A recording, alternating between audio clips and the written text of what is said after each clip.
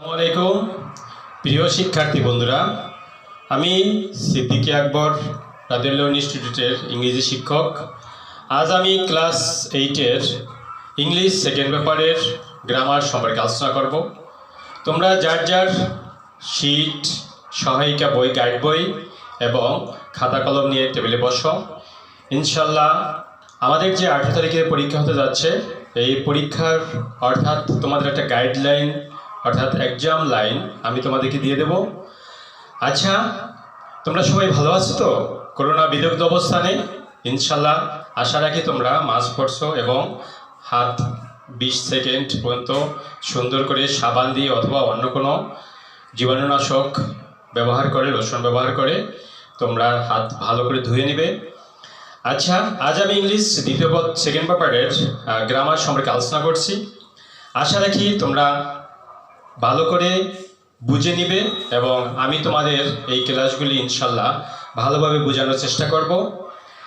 আজ আমরা fill in the gaps in the following text by adding suffix prefix with the root words.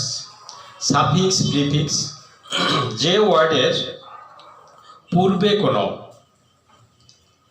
কিছু যোগ করা হয় তাকে বলা হয় প্রিফিক্স, আর যে ওয়ার্ডের পরে কিছু যোগ করা হয় তাকে বলা হয় সাফিক্স। অর্থাৎ কিছু যোগ করে ওয়ার্ডটিকে পূর্ণ একটি শব্দের অর্থে নিয়ে আসা হয়, অর্থাৎ পুরো বাক্যের একটি পূর্ণাঙ্গ বাক্য হিসাবে নিয়ে আসা হয়। আজ আমি তোমাদের আনসার দি কোশ্চেন নাম্বার 1-এর সাফিক্স প্রিফিক্সে আছে। Bangladesh is a small country but it has a large population. Most people here live below the ব্র্যাকেটের ভিতর দেওয়া আছে পুয়ার লাইন। আমি তোমাদের একটু গাইডলাইন হিসেবে দিয়ে দিচ্ছি। Bangladesh is a small country but it has a large populate. এখানে এ নম্বরে গ্যাপের ভিতর দেওয়া আছে পপুলেট।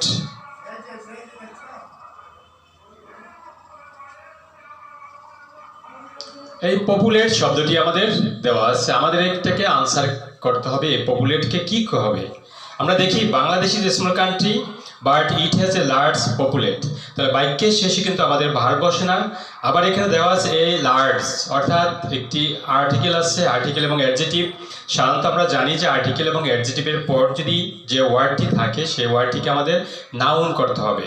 তা পপুলেট শব্দটা ভার্বে আছে, ভার্ব ওয়ার্ডটাকে আমাকে নাউনে করতে হবে, তাহলে সেন্টেন্সটি আমার পূর্ণাঙ্গ সেন্টেন্স হিসেবে গ্রহণ করা হবে। কারণ এখানে আমাদের হ্যাজ আমার ভার্ব রয়ে গেছে এবং এ আর্টিকেল আছে, লার্জ অ্যাডজেক্টিভ আছে, অ্যাডজেক্টিভের পর আমরা জানি যে সবসময় অ্যাডজেক্টিভের পর নাউন ওয়ার্ডটি বসে। আশা রাখি তোমরা এখানে পপুলেট শব্দটি যখনই আসবে তখন তোমরা সেখানে আনসারে পপুলেশন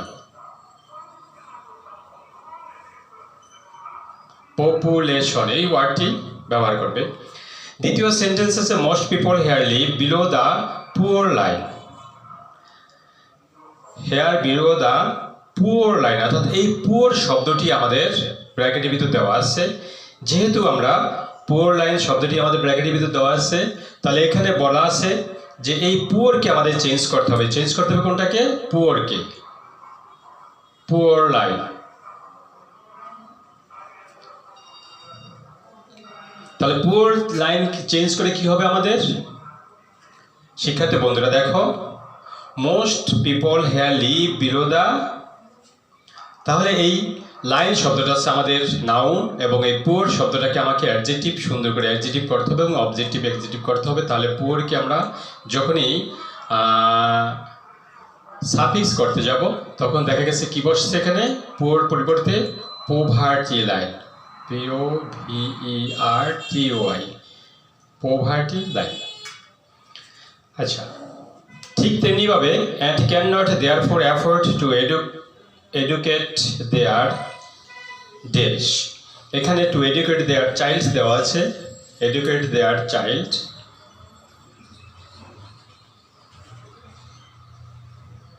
আমাদের এই চাইল্ড পরিবর্তন হয়ে কি হবে? যেহেতু বাক্যের শেষে, আমি আবার বলে তোমাদেরকে, যেহেতু বাক্যের শেষে সেখানে পূর্ণাঙ্গ একটি নাউন ওয়ার্ড ব্যবহার করতে হবে, তাহলে টু এডুকেট দেয়ার চাইল্ড হবে না টু এডুকেট দেয়ার চিলড্রেন হবে? এখানে আমরা সাফিক্স যোগ করে ইএন যোগ করে আমরা চাইল্ডকে চিলড্রেন বানায় দেব, CHILD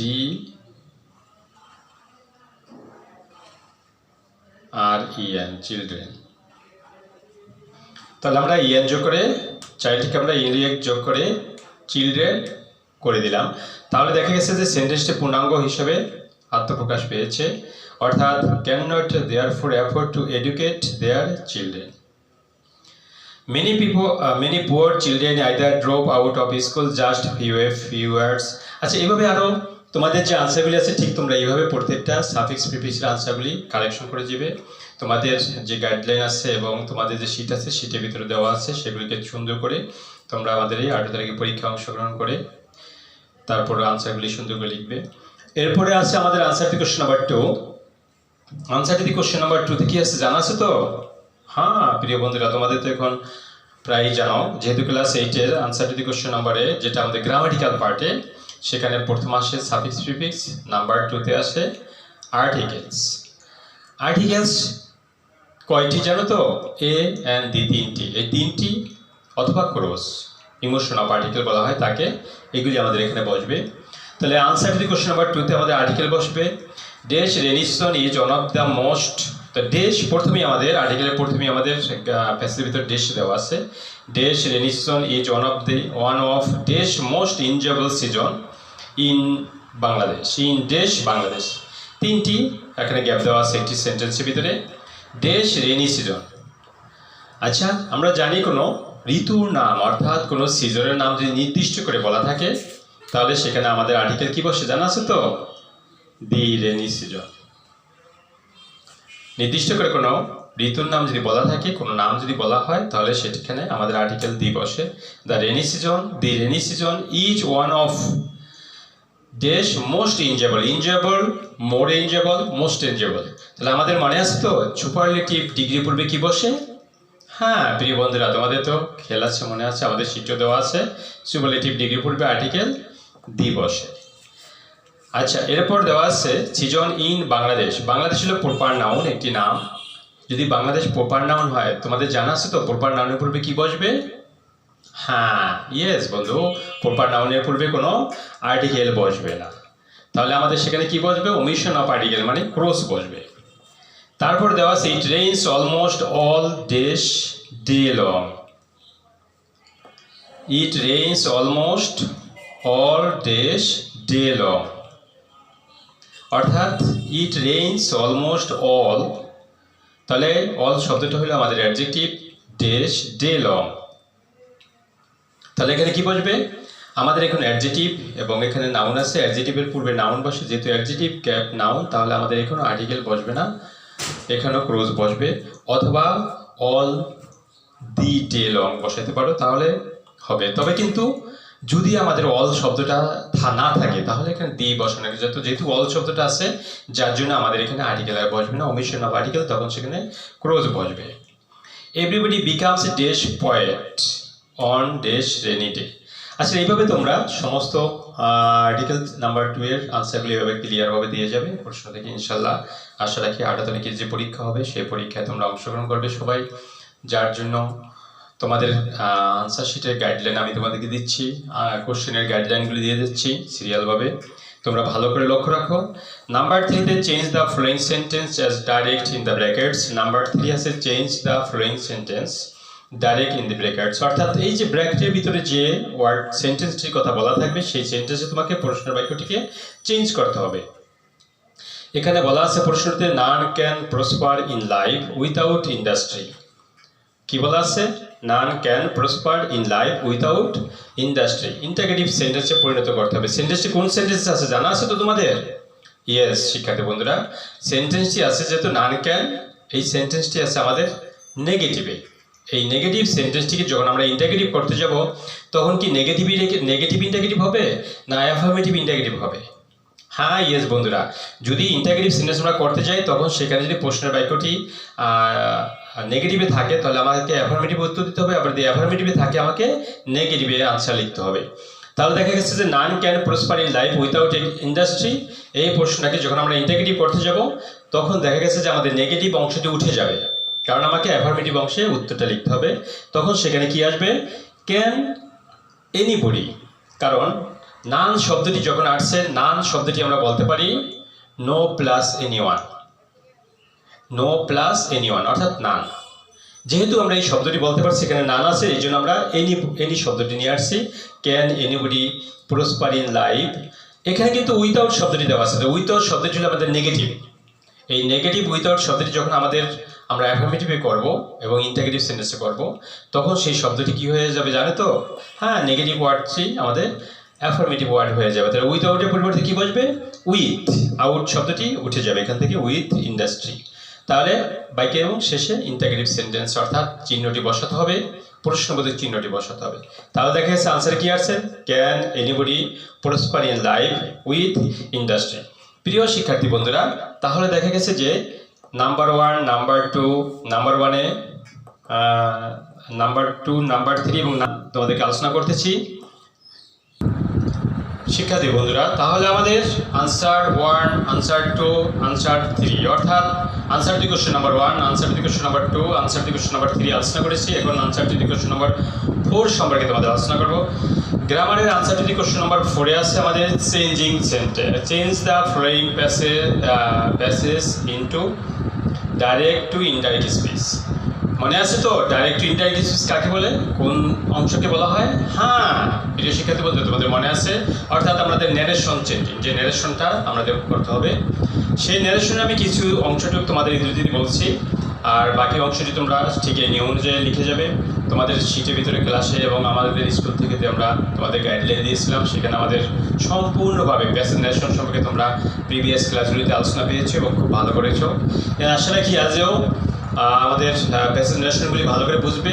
প্যাসেজ ন্যারেশনে এখন আমরা আমাদের প্রশ্নে যাচ্ছি।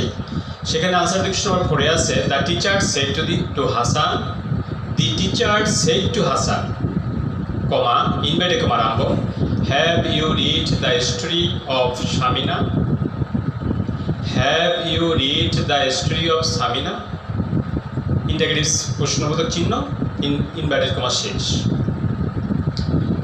আমাদের প্রশ্ন আরও অর্থাৎ আমাদের প্রশ্ন আরও অনেক বড় আছে, আমরা সম্পূর্ণ অংশ জায়গার অভাবে লিখতে পারতেছি না। আচ্ছা, তাহলে দেখা গেছে যে এই সেন্টেন্সটির আমাদের আনসারটি কী আসবে? The teacher said to Hasan, তাহলে হাসানকে শিক্ষক বলছে, সাবজেক্টকে দ্য টিচার। তাহলে আমাদের জানি যে আমরা ন্যারেশনে প্রথম সাবজেক্ট অর্থাৎ রিপোর্টিং ভার্বের বাক্যটি আমাকে লিখতে হবে, সেড টু এর বাক্যটি লিখতে হবে। তাহলে দ্য টিচার আমরা সেড টু এর পরিবর্তিত ভার্ব কীভাবে লিখব? যদি আমাদের ইনভার্টেড কমার বাক্যের শেষে প্রশ্নবোধক চিহ্ন থাকে, সেড টু এর পরিবর্তে আমাদের কি বসবে? হ্যাঁ শিক্ষার্থী বন্ধুরা, আস্কড বসবে। তাহলে দ্য টিচার আস্কড কাকে জিজ্ঞেস করতেছিল? অবজেক্টে যা আছে তাই থাকবে। তাহলে সাবজেক্ট এবং অবজেক্ট যা আছে রিপোর্টিং ভার্বে তাই থাকবে, শুধু রিপোর্টিং ভার্বের সেন্টেন্স থেকে সেড টু চেঞ্জ হয়ে আমাদের ন্যারেশনের নিয়ম অনুযায়ী সেড টু চেঞ্জ হয়ে যে ভার্বটি বসবে, সেই ভার্বটি যদি ইনভার্টেড কমার বাক্যের শেষে অর্থাৎ রিপোর্টেড স্পিচের বা সেন্টেন্সের শেষে যদি প্রশ্নবোধক চিহ্ন থাকে তাহলে আমাদের আস্কড বসবে। তাই দ্য টিচার আস্কড হাসান। যদি ইনভার্টেড কমার বাক্যের শেষে অর্থাৎ রিপোর্টেড স্পিচের শেষে যদি পুলিশটা বা কমা থাকে তাহলে টোল্ড বসে। সেখানে যদি ইম্পারেটিভ সেন্টেন্সে থাকে তাহলে রিকোয়েস্টেড বসে। এক্সক্লামেটরি সেন্টেন্স থাকলে এক্সক্লাইমড শব্দটি বসে, ওয়ার্ডটি বসে, ভার্বটি বসে। তো আমাদের সাবজেক্ট এবং অবজেক্ট যা আছে তাই বসছে, অর্থাৎ রিপোর্টিং ভার্বের সাবজেক্ট এবং অবজেক্ট যা আছে তাই বসে, শুধু সেটু পরিবর্তনে আস্কড বসছে। তাহলে দ্য টিচার আস্কড হাসান। এখন যেহেতু আমি ন্যারেশন করতেছি, তাহলে এই ন্যারেশনে এখন দুইটি বাক্যের মাঝে আমাকে যোগ করতে হবে। তো যোগ আমরা কীভাবে করবো?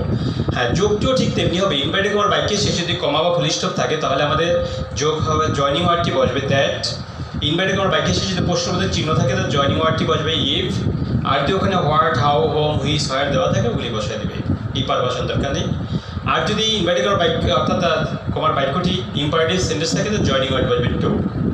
তাহলে প্রিভিয়াসে আমরা তোমাদের আলোচনা করেছি, এখনো বলি। তাহলে the teacher asked Hasan, joining word কী বসবে? আস্কড থাকলে অর্থাৎ ইন্টারগেটিভ সেন্টেন্সে জয়নিং ওয়ার্ড কী বসে? হ্যাঁ প্রিয় শিক্ষার্থী বন্ধুরা, যদি ওগুলি থাকে অর্থাৎ হোয়াট, হাউ, হোম, হুইচ ওগুলি থাকে তাহলে ওগুলি বসিয়ে দেবে। আর যদি ওগুলি না থাকে অর্থাৎ এখানে হ্যাভ দ্বারা বাক্যটি আরম্ভ হয়েছে, অর্থাৎ অক্সিলারি ভার্ব দ্বারা বাক্যটি আরম্ভ হয়েছে ইন্টারগেটিভ সেন্টেন্সে, যার জন্য আমাদের জয়নিং ওয়ার্ড ইফ বসবে। হ্যাঁ শিক্ষার্থী বন্ধুরা, তারপর আমার ইনভার্টেড কমার বাক্যটি অর্থাৎ রিপোর্টেড স্পিচের সেন্টেন্সটিতে আমাকে সাবজেক্ট বসাতে হবে। সাবজেক্ট কে আছে এখানে? টিচার নিজের কাজ নিজে বলছে, নিজে জিজ্ঞেস কাজ করছে, না সে অবজেক্টকে কিছু উদ্দেশ্য করে বলা হয়েছে? আচ্ছা, অবজেক্টকে উদ্দেশ্য করে বলা হয়েছে, তাহলে প্রথম বাক্যের অর্থাৎ রিপোর্টিং ভার্বের অবজেক্টই হবে, অবজেক্টের প্রোনাউনটি হবে রিপোর্টেড স্পিচের বাক্যের সাবজেক্ট। তাহলে হাসানের প্রোনাউনটি কী হবে? হি। যার জন্য আমরা হি, আমাদের মনে আছে তো যে ইনভার্টেড কমার বাক্যের অর্থাৎ রিপোর্টিং ভার্ব এবং রিপোর্টেড স্পিচ দুটি অংশ। রিপোর্টিং ভার্ব হলো সেট টু এর বাক্য, আর রিপোর্টেড স্পিচ হলো ইনভার্টেড কমার বাক্যটি। তাহলে আমাদের মনে আছে তো ইনভার্টেড কমার বাক্যটি আমাদের টেন্স সবসময় টেন্স পরিবর্তন হয়। কোন টেন্সে পরিবর্তন হয়ে থাকে সবসময়?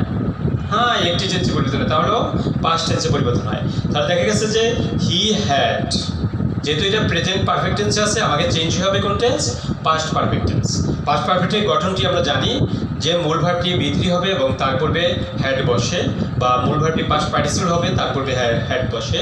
এই জন্য আমরা এখানে হি হ্যাড রিড, রিডের past participle read, read past টেন্সও রিড, প্রেজেন্ট টেন্সও read, past participle read, read read read the story of Samina, অর্থাৎ অবজেক্টে যা আছে তাই আমরা লিখে দিলাম। তাহলে প্রিয় শিক্ষার্থী বন্ধুরা, তোমরা ন্যারেশনটি ভালো করে বুঝে নিচ্ছ, প্রিভিয়াস ক্লাসেও আলোচনা করেছি, এখনও তোমাদেরকে ভালো করে বুঝিয়ে দিলাম। আরও অন্যান্য অংশ আছে, যেহেতু আমাদের এখানে আসতেছে না, সময়েরও সমস্যা আছে।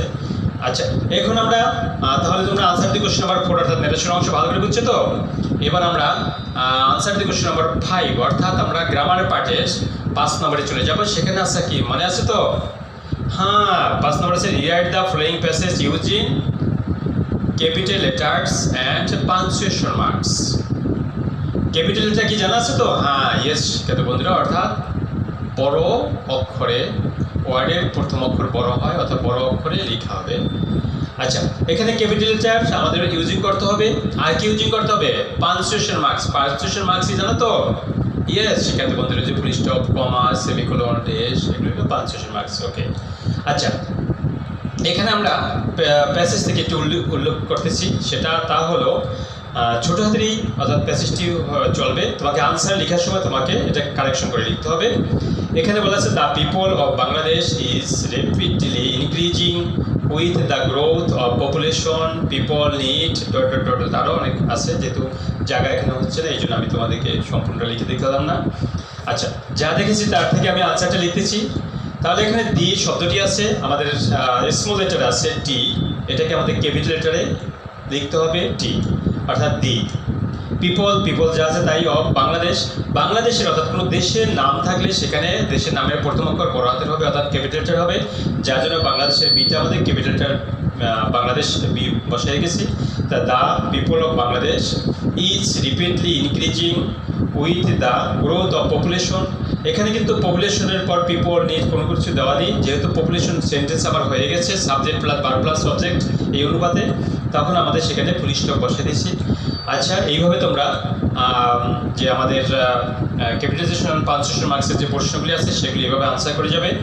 আশা রাখি তোমরা আমার গাইডলাইনটি অর্থাৎ আমি যে তোমাদেরকে গাইডলাইন দিলাম সেগুলি তোমরা খুব সুন্দরভাবে বুঝতে পারবে।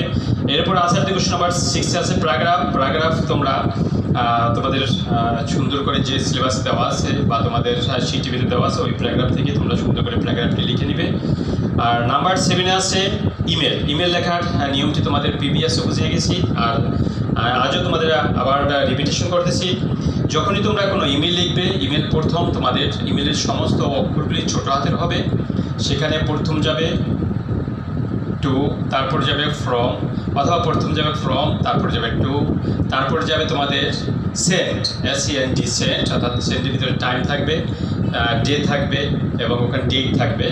আর তারপর থাকবে তোমাদের সাবজেক্ট। সাবজেক্টে তোমাদের এখানে বলা আছে যা ঠিক তেমনি দেওয়া থাকবে, থিঙ্কিং ফর হসপিটালিটি অথবা how to do well in English, এরকম বলা থাকলে সেগুলি তোমরা লিখে যাবে। অর্থাৎ তাহলে তোমাদের শিট এবং সহায়িকা গাইড বই ইনশাল্লাহ সেগুলি তোমরা ফলো করে এবং আমার যে আজকে গাইডলাইন দিয়ে গেলাম এগুলি ফলো করলেই তোমরা তোমাদের পরীক্ষায় ভালো রেজাল্ট করতে পারবে। আশা রাখি 8 তারিখের পরীক্ষায় তোমরা সবাই অংশগ্রহণ করবে। এই বলে আজ আমি আমার ক্লাস শেষ করলাম।